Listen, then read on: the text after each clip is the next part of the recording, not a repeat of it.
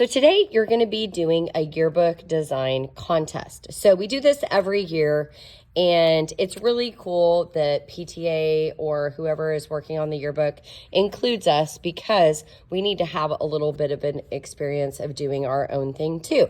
So one winner will be chosen for the front of the yearbook.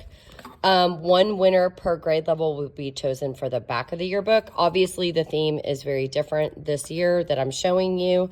This book, if you notice, it is portrait. It's the same size as a piece of paper, so we're going to make sure and have our paper portrait too, which is the same way that this paper is. So you only, you want to make sure that you are doing your very best work so that they look at it and it gets chosen. So you may not do words on your design unless they have something to either do with our school or they have the theme. So you'll see here it says, be the change you want to see in the world. So that is the theme this year. It's up on the screen. You can copy that on your design however you want to do that, if you would like to do that. Please do not write your name on the front of your paper at all. If you do that, it will not be chosen. Your paper does need to be up and down. This is called vertical or portrait, just like the paper you're looking at right now. If you do it side to side, it will also not be chosen. You do not have to power color. So you're going to do pencil, you're going to do Sharpie, and then you're going to do colored pencil. You can finish off the background with art sticks if you would like to do a rubbing. But power coloring is pushing down super hard. You do not have to do that. In fact, if you do that, you may not finish today. So I just kind of want to warn you about that. When you do a rubbing, you are going to take the art stick on its side.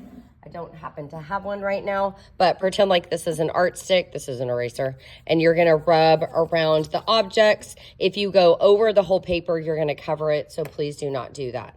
The art sticks will be at the front table for you to use. Today is your only day to do this, okay? And your paper needs to be mostly colored. If you notice, all these designs are mostly colored, so that is going to, obviously, the color is going to draw somebody's eye to the design.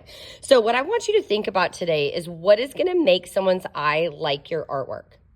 Okay, so that answer to that question is different for every single person. But let's think about this. What does be the change you want to see in the world mean to you? So I've got this up on the screen too. You're going to be able to see this while you're thinking. It might mean something from outer space. That is our theme this year, but you might think of something else. So you're going to see I'm giving you a printable. It has a bunch of different astronauts. It has planets. It has lots of ideas of constellations. It has aliens. It has the earth. So you can use any of those ideas. It also says be the change you want to see in the world on here. So you can copy that. How can we make a difference at Robble Verde? So you could also think about that. What does being the change you want to see in the world mean for our school?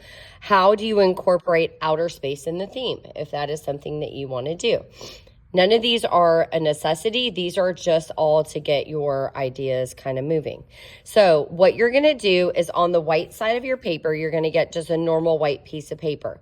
You are going to start your design in pencil. You are going to go over your lines in Sharpie. You are going to color it with colored pencils. And then if you have a big area in the background, like say you do space, you can use art sticks. They're up at the front table. You can just bring your paper up there.